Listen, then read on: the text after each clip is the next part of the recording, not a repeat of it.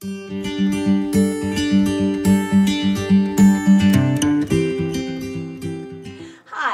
this is Elizabeth from the Hedberg Public Library. I am excited to introduce Aria, telling another story for our Story Spotlight. Aria is one of our teen storytellers, part of T.H.E.M, Teens Helping to Evolve the Magic of Storytelling. Aria is going to tell her own original version of an old myth, her version of Eros and Psyche. Enjoy.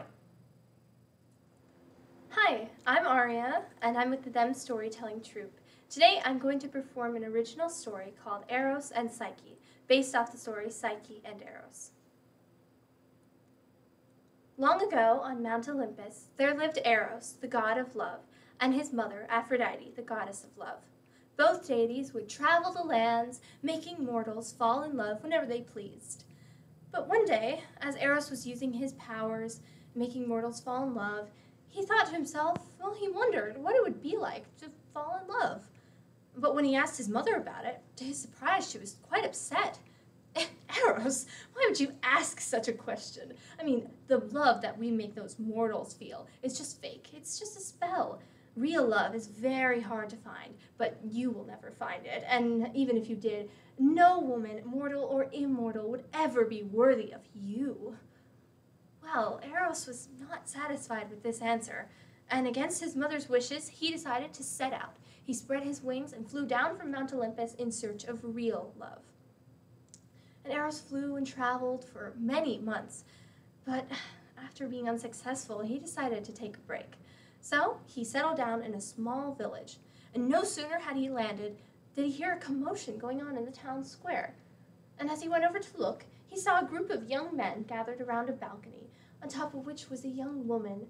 Eros thought she couldn't have been older than 20, and she was gorgeous. I mean, she was so beautiful. Eros thought she even rivaled the beauty of his own mother. And clearly these men thought so too, for they looked at this woman with only lust. And Eros knew he wouldn't find true love here, but he couldn't make himself turn away from her just yet, for she was mesmerizingly beautiful.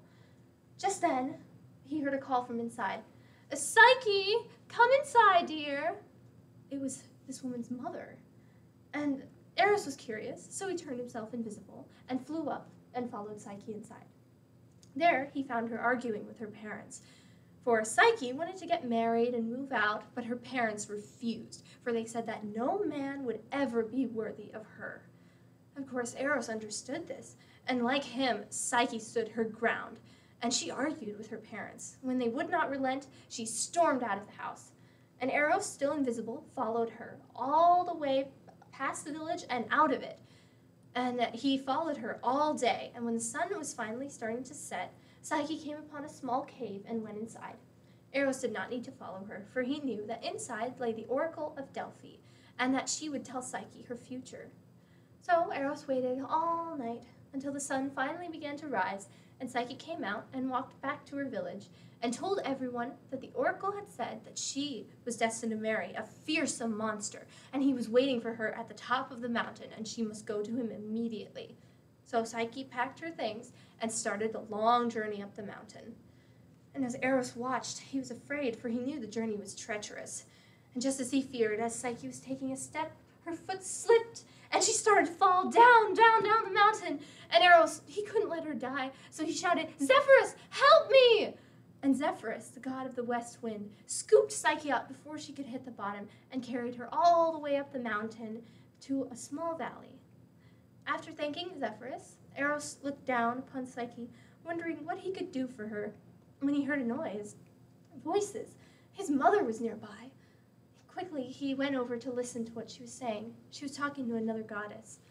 "Oh, that's Psyche. She's been stealing all the followers from my temples. They're saying that she's more beautiful than I am. Well, if I ever get my hands on her, I'll show her what an angry goddess can be like. And then, of course, there's Eros, still missing after months. Oh, when I find him, he'll receive an equal punishment, I'm sure." Well, Eros was listening to all this, and he realized that neither him nor Psyche could return to their homes, for they were being hunted by the goddess. So, in that moment, he decided to create a palace for them to live in that valley. It was very easy for him. It only took a few seconds. And Psyche watched in awe as it appeared right before her eyes. And as she walked inside, Eros followed her, invisible, and whispered in her ear, "All that you behold is yours." And for the time being, Eros and Psyche lived together, unaware of one another, until one night when Eros was walking around the palace to his room. He was so tired. He just walked into his room only to find that it wasn't his room. It was Psyche's room, and she was staring right at him, for he had forgotten to turn himself invisible. Who are you?" Psyche asked. Eros, thinking quickly, responded, "I'm the master of this house." Well, when Psyche asked if she could see him, Eros suddenly felt shy and nervous, and he said no. She could only talk to him under cover of darkness and when he was in the shadows. And he said that he would talk to her, but he made a promise never to look upon him, especially when he was sleeping, because then he could not turn himself invisible. And as time passed, Eros every night would come up to Psyche's room and talk to her from the shadows. And as time went on, they started to get to know each other, and they started to become close. And sometimes Eros and Psyche would sleep in the same bed, but Eros would not get close to Psyche, for he did not want her to touch him. Sadly, though, this happiness did not last. For one night, just as Eros was drifting off to sleep, he was jolted awake by a hot drop of oil on his shoulder. And when he looked up, he saw Psyche holding an oil lamp next to his face, and he realized that she had broken her promise. Enraged, Eros decided to leave the palace, so he spread his wings and flew out into the night. But that wound on his shoulder burned with the pain of Psyche's betrayal, and he barely made it back to his home, where he found his mother Aphrodite, who forgot all of her anger and immediately tended to him and got him to bed. The next morning, Eros woke up to find that the wound on his shoulder had not healed, but it was growing more painful.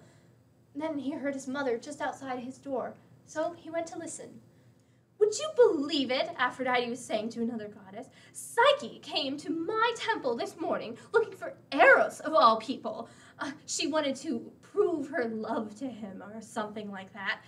Of course, I gave her 3 tasks to complete, and if she does complete them, she'll win his love back. But the tasks are impossible, and she will die before she can even complete one." And as Eros listened, he realized that, well, Psyche was going to die because of what he did, and he felt very regretful, for he was still angry at Psyche, but he didn't want her to die like that.